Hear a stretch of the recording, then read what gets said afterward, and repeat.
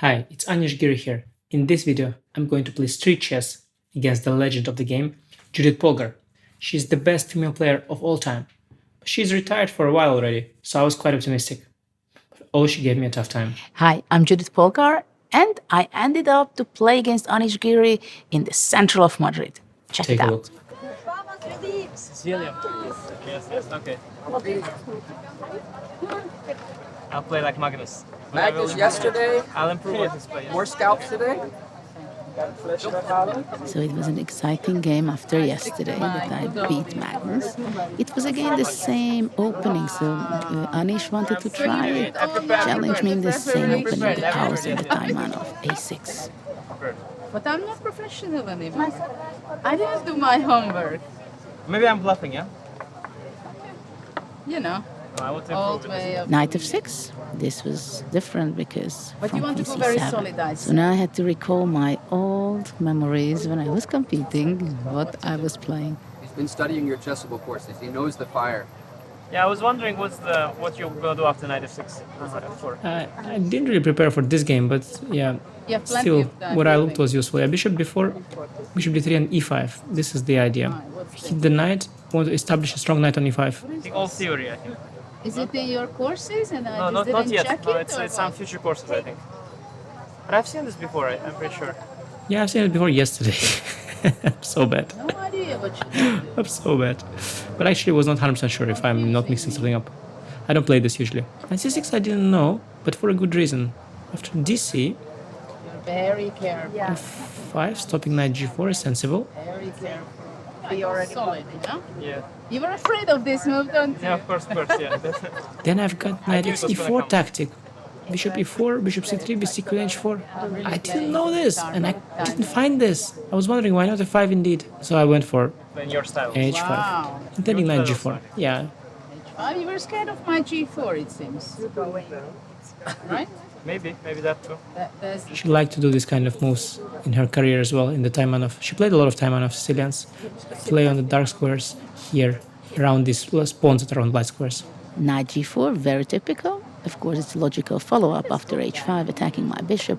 I went to g1, which I don't Solid mind as a that rock. much, though my rook on h1 is now a little bit stuck over there. Bishop e7. What a trick set up by Anish. This is a prophylactical move again, because I cannot castle long, because I would lose my treasure, the queen.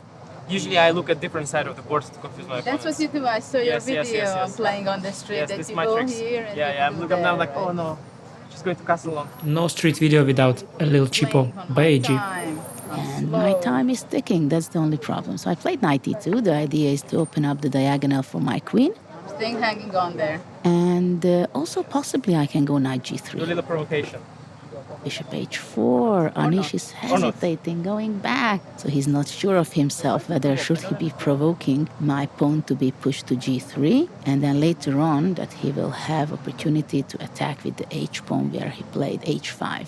The idea is that if I go here, here, here, here, I can play AG and she cannot take AG because of the pin. That was the idea. Yeah, I think it's good to provoke. It took me some time to conclude that. And now I found a good post for my queen, going queen b4. So it's important black cannot castle. H4, yes. H3, AG. She sees that, of course. For h4, this is very logical follow-up. He wants to open up the h file because my rook on h1 is unprotected. So no more castling. No castling well, chess. nowadays Like Kramnik. people don't castle, right? Yeah, castling. But it seems like my king is safe so far. I like my position a lot, but this bishop is bad staring at this pawn. Don't have to think at all. I take. On this No one at takes. least. I regretted taking actually. I think I should have gone 93 right away. Now her pieces have some room. Now the black rook didn't make a single move, but it became extremely active. Stressful street chess, isn't it? Yeah. Taking it too seriously. Yeah, I see the tension is growing. My g1 bishop, in one hand, you can say it's passive and it has such a strange spot, but I can go bishop c5 or bishop b6 sometimes. So that's the reason knight e3 is played by Anish, to block my bishop and ask me, am I going to be exchanging that?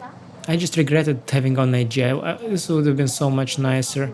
With the knight so bad here on e2. I was really annoyed with that. That's why I thought so long. But what to do? Still a nice position, I thought, bishop pair. But this bishop is, yeah, it's poor. It's poor. This bishop though is a monster on e3. So bishop has to move back to f4 or g5, but Anish decided to go back to a7, and he wanted to leave his the square for his queen on g5, and he wants to make some great teamwork with his pieces. But don't forget that his c8 bishop, rook on a8, they are going to be developed very difficultly. She starts playing very strong. h4, I was proud of this move because I win space and I sacrifice the pawn, but there is a good reason for it, because I want to have that h file for attack. Afraid. I'm afraid. Everybody is shaking. Good. But I'm there. I'm there.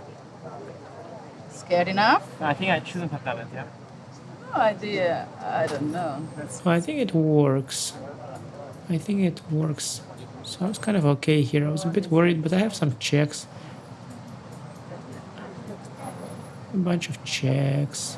I should be okay here. Maybe I can defend from this at some point. You know it, I know it. Looks good. I'm not sure. And I'm still thinking, and my time is ticking. This was awful. And I felt that I can have some good counter chances and compensation. King f3. King f3, wow. I realized that after rook f4 she wants to go back, but I thought I'm better. I shouldn't go for a draw here. If black goes rook f4, I would make a repetition. I would go king e2 back, because if rook f2, then I can go back with the king to e1, and then nothing can stop my rook. What I did is quite risky. Queen g5, I thought, okay, she'll take, I will take, I'll have threat and check here. My king is quite safe. I have an extra pawn, strong bishop. Now comes a very strong move. And now my move, I was so happy. Queen d2, I thought it was destroying Anish completely, even though it's a move going backwards. But look at that, how powerful it can be. Now I realized Unexpected move. it's not so easy at all. I started thinking. And thinking. And thinking. And thinking. And thinking. And thinking. I'm saying some words, but basically I'm just thinking, and I just don't see what to do. I don't see what to do. This is a good move. Very good move. Thank you. But look at that, how powerful it can be. The battery on the d file, d1 rook, d2 queen. If I move my bishop, I want to give checkmate on d8 one day. The c8 bishop cannot move. The queen is blocked now. It doesn't have this g5 square or that diagonal of h6, c1, supporting the a7 bishop and go and play on the black squares like e3 and f4. So I'm blocking pretty well the black queen, and my threat is obvious. Rook h1 and go rook h8. And look at Anish, he's getting so nervous.